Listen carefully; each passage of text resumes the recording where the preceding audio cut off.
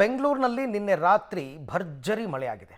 ಇಷ್ಟು ದಿನ ಮಳೆ ಬರೋ ರೀತಿಯಲ್ಲಿ ಆಟ ಆಡಿಸ್ತಾ ಇದ್ದಂತಹ ಪರಿಸ್ಥಿತಿ ಇತ್ತು. ಆದರೆ ನಿನ್ನೆ ರಾತ್ರಿ ಸಾಯಂಕಾಲದಿಂದಲೇ ಶುರುವಾದಂತಹ ಮಳೆ ರಾತ್ರಿ ಮಧ್ಯರಾತ್ರಿ 2 ಗಂಟೆ ತನಕ ಧಾರಾಕಾರವಾಗಿ ಸುರಿದಿದೆ.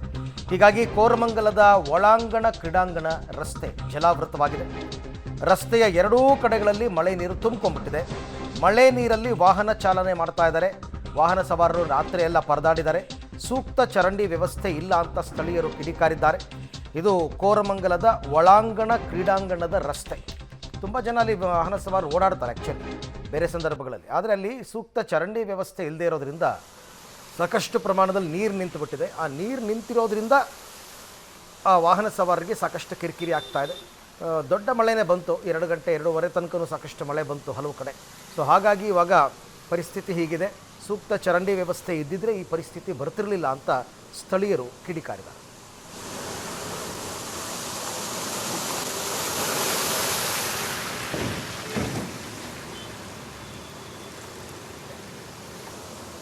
ಬೆಂಗಳೂರಿನಲ್ಲಿ ಸುರಿದ ಮಳೆಯಿಂದಾಗಿ ವಾಹನ ಸವಾರರು ಪರದಾಡುವಂತಾಗಿರುವಂಥದ್ದು. ನಾನೀಗ ಕೋರಮಂಗಲದ ಪಾಸ್ಪೋರ್ಟ್ ಆಫೀಸ್ನ ಮುಂಭಾಗದಲ್ಲಿದ್ದೀನಿ. ಈ ರಸ್ತೆಯಲ್ಲಿ ಎಷ್ಟರ ಮಟ್ಟಿಗೆ ನೀರಿದೆ ಅನ್ನೋದನ್ನು ನೀವು ನೋಡ್ತಾ ಹೋಗ್ಬೋದು. ತಡರಾತ್ರಿ ಆದರೂ ಕೂಡ ವಾಹನ ಸವಾರರು ಓಡಾಡೋದಕ್ಕೆ ಕಷ್ಟಪಡುವಂಥ ಪರಿಸ್ಥಿತಿ ನಿರ್ಮಾಣವಾಗಿರುವಂಥದ್ದು. ಅಷ್ಟರ ಮಟ್ಟಿಗೆ ಈ ರಸ್ತೆಯಲ್ಲಿ ನೀರು ತುಂಬಿಕೊಂಡಿದೆ.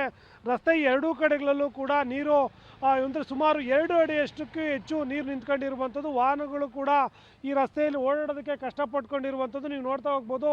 ರಸ್ತೆಯಲ್ಲಿ ಹೋಗೋಕ್ಕಾಗ್ದೇ ಬೈಕ್ ಸವಾರರು ಫುಟ್ಪಾತ್ ಮೇಲೆಲ್ಲ ಹತ್ಕೊಂಡು ಹೋಗ್ತಾ ಇರುವಂಥದ್ದು. ಮತ್ತೊಂದು 2 ಆಟೋಗಳು ಕೂಡ ಇದರೊಳಗಡೆ ಬರ್ತಾ ಇದ್ದಾವೆ. ಅಂದರೆ ಅಷ್ಟರ ಮಟ್ಟಿಗೆ ನೀರು ಇಲ್ಲಿ ನಿಂತಿರುವಂಥದ್ದು. ಅಂದರೆ ಈಗ 12 ಗಂಟೆ ಸಮಯ ಆಗ್ತಾಯಿದೆ. ಇಷ್ಟೊತ್ತಾದರೂ ಕೂಡ ಇಷ್ಟೊಂದು ನೀರಿದೆ. ಅಂದರೆ ಸಂಜೆ 7-8 ಗಂಟೆ ವೇಳೆಯಲ್ಲಿ ಎಷ್ಟು ಮಟ್ಟಿಗೆ ನೀರಿತ್ತು ಅನ್ನೋದನ್ನ ನೀವು ನೋಡ್ತಾ ಹೋಗ್ಬೋದು. ಅಂದರೆ ಇದಕ್ಕೆ ಪ್ರಮುಖ ಕಾರಣ ಅಂದರೆ ಈ ರಸ್ತೆಯಲ್ಲಿ ಅಕ್ಕಪಕ್ಕದಲ್ಲಿರುವಂಥ ಚರಂಡಿಗಳನ್ನ ಸರಿಯಾಗಿ ವ್ಯವಸ್ಥೆ ಮಾಡಿಲ್ಲ. ಅವು ಸಂಪೂರ್ಣವಾಗಿ ಹೂಳು ತುಂಬಿಕೊಂಡಿರುವಂಥದ್ದು. ಹಾಗಾಗಿ ಇಲ್ಲಿ ಮಳೆ ಬಿದ್ದಂಥ ನೀರು ಎಲ್ಲೂ ಕೂಡ ಹೊರಗಡೆ ಹೋಗೋದಕ್ಕೆ ಯಾವುದೇ ರೀತಿಯ ವ್ಯವಸ್ಥೆ ಇಲ್ಲ. ಅದೇ ಕಾರಣಕ್ಕಾಗಿ ಈ ರಸ್ತೆಯಲ್ಲಿ ಇಷ್ಟರ ಮಟ್ಟಿಗೆ ನೀರು ತುಂಬಿಕೊಂಡಿದ್ದಾವೆ.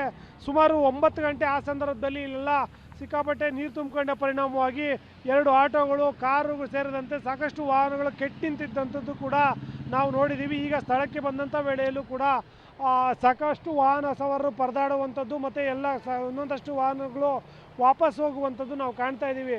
ಬರೀ ಇದು ಒಂದು ಕಡೆ ಮಾತ್ರ ಅಲ್ಲ, ಈ ರಸ್ತೆಯ ಎರಡೂ ಕಡೆ ಭಾಗಗಳಲ್ಲೂ ಕೂಡ ಇದೇ ರೀತಿಯಾಗಿ ನೀರು ತುಂಬಿಕೊಂಡಿದೆ. ವಾಹನ ಸವಾರರು ಕೂಡ ಇಡಿಚಾಪ ಹಾಕ್ಕೊಂಡು ಅದರಲ್ಲೇ ಚಾಲನೆ ಮಾಡುವಂಥ ಪರಿಸ್ಥಿತಿ ಕಾಣ್ತಾ ಇದೆ. ನಿಜಕ್ಕೂ ಸಾಧಾರಣ ಮಳೆಗೆ ಈ ಮಟ್ಟಕ್ಕೆ ರಸ್ತೆಗಳೆಲ್ಲ ಜಲಾವೃತಗೊಂಡ್ರೆ ಇನ್ನು ಜೋರಾಗಿ ಮಳೆ ಶುರುವಾದರೆ ಏನು ಸದ್ಯದ ಪರಿಸ್ಥಿತಿ ಅನ್ನೋದು ಈಗ ಪ್ರಶ್ನೆ ಆಗಿರುವಂಥದ್ದು.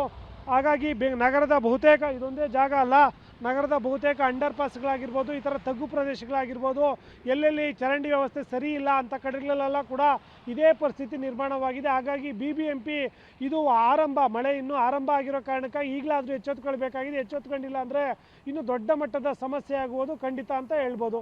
ಕ್ಯಾಮ್ರಾಮನ್ ಶರತ್ ಜೊತೆ ಉಮೇಶ್, ಪಬ್ಲಿಕ್ TV, ಬೆಂಗಳೂರು.